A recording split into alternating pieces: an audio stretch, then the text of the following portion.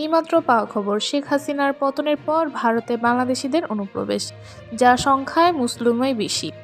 News desk থেকে জানানো যাচ্ছে, শেখ হাসিনা সরকারের পতনের পর ভারতে বাংলাদেশিদের অনুপ্রবেশ নিয়ে নতুন তথ্য সামনে এসেছে। ভারতের সীমান্ত রক্ষী বাহিনী বিএসএফ এর পরিসংখ্যান অনুযায়ী গত আগস্ট থেকে গত ডিসেম্বর পর্যন্ত অবৈধভাবে ভারতে প্রবেশ করতে গিয়ে ধরা পড়া বাংলাদেশিদের মধ্যে মুসলিমদের সংখ্যা বেশি। বিএসএফ জানিয়েছেন, এই সময়কালে 716 জন বাংলাদেশি ধরা পড়েন, যার মধ্যে 301 জন হিন্দু ও 415 জন মুসলিম। তবে ধরা পড়া হিন্দু অনুপ্রবেশকারীদের বেশিরভাগই বাংলাদেশে অত্যাচার বা নির্যাতনের অভিযোগ তুলেননি।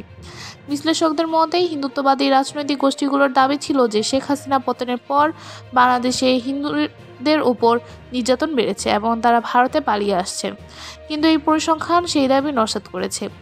বিএসএফ এর কর্মকর্তারাও আরও জানান, ভিসা সীমাবদ্ধতার কারণে কিছু বাংলাদেশি বৈধ উপায়ে ভারতে আসতে না পেরে অবৈধ পথে প্রবেশের চেষ্টা করেছেন। তবে সামগ্রিকভাবে অনুপ্রবেশের সংখ্যা উল্লেখযোগ্যভাবে বাড়েনি।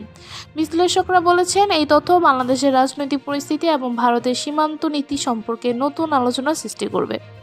নতুন আপডেট পেতে আমাদের চ্যানেলটি সাবস্ক্রাইব করুন। ধন্যবাদ।